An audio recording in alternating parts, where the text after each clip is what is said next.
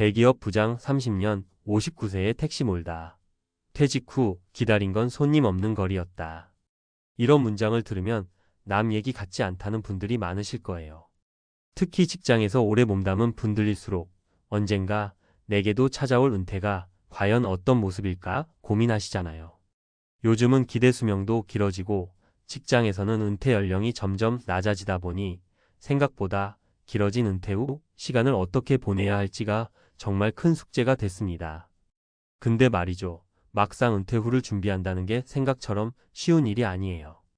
회사 다니면서 월급 꼬박꼬박 받다가 퇴직금 좀 있고 내가 뭔가 하나 해보면 되지 않을까?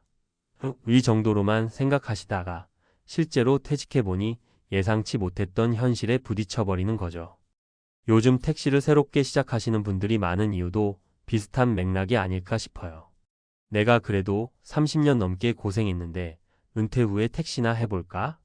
운전 경력도 있고 넥타이 매고 영업하는 것보다야 낫겠지 하고 뛰어드셨다가 손님도 잘 안 잡히고 각종 수수료나 기름값, 차량 유지비, 그리고 대출까지 얽히면 금방 막막해지거든요. 이번 글에서는 은퇴 후 내 삶이 어떻게 바뀔 수 있을까? 내가 진짜로 준비해야 할 건 뭘까? 하는 관점에서 이야기를 나눠보려 해요. 그리고 왜 하필 택시였을까? 택시 말고 다른 길도 있는 걸까? 같은 궁금증도 함께 풀어보려고 합니다. 세 가지 사례를 통해 은퇴 후 인생을 다시 설계하는 게 얼마나 중요한지 함께 생각해 볼까 해요. 구어체로 편안하게 읽으시면서 마치 옆집 선배나 지인이 얘기해주는 느낌으로 들어보시면 좋겠습니다. 1. 김 대리에서 김 부장까지, 그리고 은퇴 후 가진 것 없는 내 모습. 먼저 제목에 나왔던 대기업 부장 30년 59세에 택시를 몰게 된 사례를 좀 파고들어 봅시다. 실제로 저희 지인 중에 비슷한 분이 계세요. 이분은 20대 중반부터 대기업에 입사해서 정말 치열하게 살았어요. 그 와중에 승진도 꾸준히 하면서 50대 후반에는 부장까지 달았죠. 사내에서 능력 인정받고 또 동료들이 역시 대기업 부장님 하고 존중해주니까 주변의 평가만 놓고 보면 참 잘나가 보였어요. 그런데 정작 본인은 고민이 많았습니다. 회사를 떠날 날이 얼마 남지 않았다는 불안이 어느 순간부터 확 밀려오더래요. 거기다 자녀들 교육비, 집 대출금 등등 생활비는 여전히 만만치 않고요. 그래도 나름 대기업에서 오래 근무했으니 퇴직금도 어느 정도 있겠지 했는데 실제로 받아보니 생각만큼 넉넉하지가 않더랍니다. 또 가족들이 아직도 경제적으로 기대고 있는 부분이 크니까 은퇴 후에 당장 뭘 해야 먹고 살 수 있을까 하는 압박감이 심해졌죠. 결국 이분은 퇴직하자마자 개인 택시 자격을 알아봤어요. 적어도 운전면허 있고 운전 경력 문제 없으니 이거라도 하면 한 달 20만 300은 벌겠지 하는 생각이었죠. 그런데 막상 택시를 시작해보니까 운전 자체는 어렵지 않은데 문제는 손님 구하기가 쉽지 않다는 거예요. 낮에 나가면 승객이 뜸하고 밤에 나가면 좀 나으려나 싶어도 심야 시간에는 콜 잡기가 쉽지 않고 경쟁도 치열하고 결국 기름값, 차량 유지비 빼면 실제로 남는 돈이 생각보다 훨씬 적더랍니다. 아무래도 나이가 있다 보니 신체적으로도 예전 같지 않고요. 여기서 더 큰 문제는 자존감이에요. 부장까지 올랐으니 나름대로 리더십도 있고 대인관계 기술이나 회사 안에서의 경력도 상당했잖아요. 그런데 택시를 시작하면서 그런 경력이 크게 도움이 안 되니까 내가 지금 이 나이에 손님 한 명도 못 태우고 몇 시간째 서성이고 있네 하는 자괴감이 심해졌다고 합니다. 결국 몇 달 못 버티고 다시 다른 일자리를 찾으려고 뛰어다니는데 마땅한 자리가 없고 이런 현실을 보고 참 안타깝더라고요. 이 이야기를 왜 꺼내냐 하면 지금 50대, 60대 분들 중에 퇴직 후 뭘 해야 할지를 몰라서 고민하는 분들이 정말 많아요. 단지 30년 근무했으니 퇴직금으로 뭔가 새롭게 시작하면 되겠지 정도로 쉽게 생각했다가는 예기치 못한 어려움에 크게 당황하실 수 있어요. 은퇴 후에는 기존 경력과 미래 수익을 어떻게 조화롭게 활용할지 정말 치밀하게 준비해야 한다는 걸 이 첫 번째 사례가 잘 보여주죠.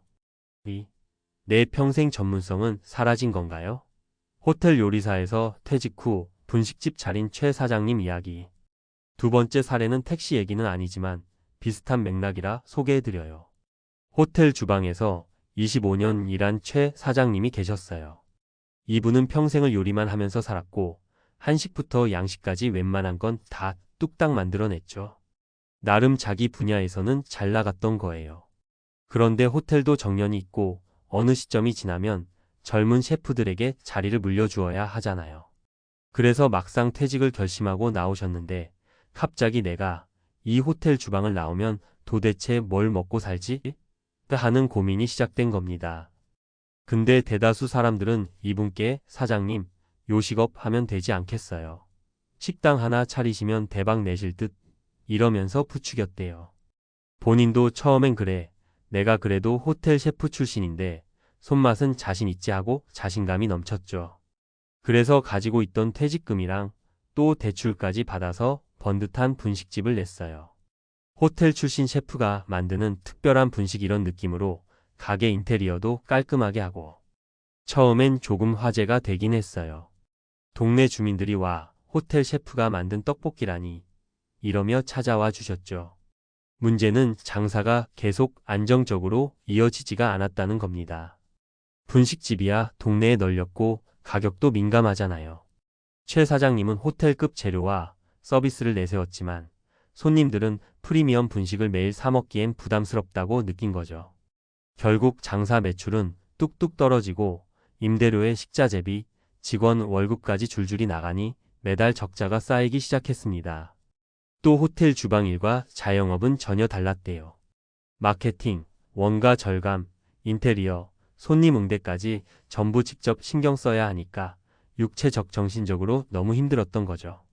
결국 1년 만에 문을 닫으셨는데 빚은 더 늘었고 나름 호텔 셰프로서 쌓아온 경력도 어디 가서 써먹기 애매해지고 자신감도 추락해버린 거예요. 평생의 전문성이 사라진 느낌이라고 말하신 걸 들었는데 제가 들어도 속이 아프더라고요. 근데 여기서도 느껴야 할 게 있어요. 내가 지금까지 해온 일을 은퇴 후에 어떻게 활용할 것인가? 이 부분을 좀 더 전략적으로 고민했어야 한다는 거죠. 무조건 가게 차린다 혹은 바로 창업한다가 답은 아닐 수 있어요. 어쩌면 온라인 강의를 하거나 요리 교실을 운영한다거나 호텔 식자재 납품 업체의 컨설턴트로 활동한다든지 더 다양한 길이 있을 거잖아요. 꼭 택시만이 답이 아니듯 내가 지금까지 해온 일을 어떻게 다른 형태로 발전시킬지 조금 더 치밀하게 고민해 볼 필요가 있다는 겁니다. 3. 은퇴하면 여행 다니고 여유롭게 살 줄 알았는데 의료계 종사자였던 이 과장님의 경우. 세 번째 사례는 의료계 중간관리직으로 20년 넘게 일하시던 이 과장님 얘기예요. 이분은 병원 조직에서 꽤 중요한 역할을 맡았는데 아무래도 업무 강도가 높으니 하루에도 10시간 넘게 서서 일하는 날이 많았죠. 그래서 늘 내가 이 고생하느라 여행 한 번 못 가봤는데 은퇴하면 여유롭게 세계 일주라도 해야지. 이런 상상을 하면서 버티셨대요. 그런데 막상 60세가 가까워오자 병원에서 자연스럽게 영거 제너레이션에게 기회를 주겠다며 은퇴 시그널을 보냈어요. 본인도 이제는 좀 쉬고 싶다. 가족과 여행도 가고 한가롭게 책도 읽고 하면서 마음의 준비를 했죠. 처음엔 나름대로 좋았대요. 드디어 늦잠도 자보고 여행도 조금씩 다니고. 근데 그 여유가 오래가지 못하더랍니다. 생각보다 훨씬 많은 노후 생활비가 든 거예요. 월급이 사라지니 집 유지비부터 보험료, 자녀 결혼자금 등등 적금과 퇴직금만으로 감당하려니 금방 빠듯해지는 거죠. 결국 며칠 밤낮 고민 끝에 무언가 새로운 수입원을 찾아야겠다고 결심했습니다. 그래서 일단 택시를 해볼까? 라고도 생각했는데 주변에 물어보니 초보가 택시 몰아서 남는 게 뭐가 있겠냐. 기왕 의료계에 계셨으면 그쪽 파트타임 일이라도 해보는 게 낫다라는 조언을 들었대요. 생각해보니 자기가 20년 넘게 의료 현장에서 일을 해왔는데 이 경력을 살릴 수 있는 길이 있지 않겠냐는 거죠. 막상 찾아보니 중소병원에서 경험 많은 어드바이저 같은 자리도 있고 또 환자 응대나 의료 서비스 품질 관리 같은 분야에서 컨설팅 요청이 꽤 있더랍니다. 결국 이 과장님은 주변 지인의 소개로 작은 병원의 고객 만족도 컨설턴트 일을 하게 됐어요. 정규직은 아니고 주 23회 정도 나가서 노하우를 전수해주고 병원 내부 문제를 코칭해주는 형태죠. 일에 대한 보수도 생각보다 괜찮았고 무엇보다 자기가 나름 전문성을 갖고 있구나 하는 긍정적 자존감을 회복했다고 해요. 여전히 시간적 여유가 남아서 그동안 못 다닌 여행도 틈틈이 다니고요. 이 과장님 얘기를 들어보면 은퇴 후 새로운 일을 찾는 데 있어서 내가 기존에 쌓아온 경험과 지식이 정말 큰 자산이 될 수 있다는 걸 다시금 느낄 수 있죠. 정보성 에세이 은퇴 후 성공적인 제2의 인생을 위한 3가지 포인트. 이제 사례를 통해 몇 가지 교훈을 뽑아볼게요. 우리는 흔히 퇴직 후 바로 택시기사로 뛰어들면 자영업을 시작하면 인생이 한 번에 바뀔 수 있지 않을까 하고 단순하게 생각하기 쉬워요. 하지만 실제로는 그렇지 않았다는 거 잘 보셨을 겁니다. 성공적으로 제2의 인생을 살려면 어떤 점을 꼭 짚고 넘어가야 할까요? 내 경력과 강점을 최대한 살릴 수 있는 일을 찾으라. 첫 번째 사례처럼 대기업 부장님이라고 해서 다들 관리에만 능통한 건 아니에요. 하지만 그동안 회사 생활하면서 쌓았던 문제 해결 능력, 사람을 대하는 스킬, 혹은 전문적 지식 같은 건 분명 어딘가에 쓰일 수 있어요. 무턱대고 택시나 몰아볼까? 하기 전에 차라리 그동안 만든 인맥이나 노하우를 활용할 길은 없는지 좀 더 살펴보시라는 거죠. 예를 들어 컨설팅, 강의, 자문, 코칭, 혹은 프리랜서 형태로 기존 커리어를 이어갈 방법이 있을 수 있습니다. 또는 업계 후배들이나 다른 회사가 본인의 경험을 필요로 할 수도 있고요. 내가 가진 경력을 너무 쉽게 포기하지 않았으면 해요. 재무적인 시뮬레이션과 철저한 시장 조사를 하라. 두 번째 사례의 최 사장님처럼 내가 잘하는 일이니 가게 차리면 당연히 잘 되겠지 하고 낙관적으로만 생각했다가 낭패를 볼 수 있어요. 은퇴 후엔 더 이상 복구할 수 없는 목돈이 걸려 있을 확률이 높거든요. 창업이나 새로운 직종으로 전환하기 전에 실제로 월 얼마를 벌 수 있을지, 지출은 얼마나 될지, 수익 모델은 안정적인지 꼼꼼하게 따져봐야 합니다. 정밀한 시장 조사, 수익 지출 계산, 리스크 관리, 그리고 최악의 경우를 대비한 플랜 B까지 준비하는 게 핵심이에요. 시간과 체력을 너무 과소평가하지 말라. 은퇴 후에도 아직 체력이 충분하다면 좋겠지만 나이가 들수록 몸은 예전 같지 않아요.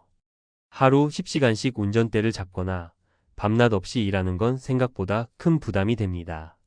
게다가 자유시간이 많아질 줄 알았는데 새로운 일에 매달려서 더 바빠졌다고 호소하는 분들도 많아요. 그래서 적당한 일정, 적당한 수입, 그리고 정서적 만족을 모두 고려해야 해요. 은퇴 후 일이 단순히 돈만 벌면 된다는 식이면 금방 체력 고갈과 심리적 스트레스에 시달리기 쉽습니다. 맺은 말. 결론적으로 대기업 부장 30년, 59세에 택시 몰다.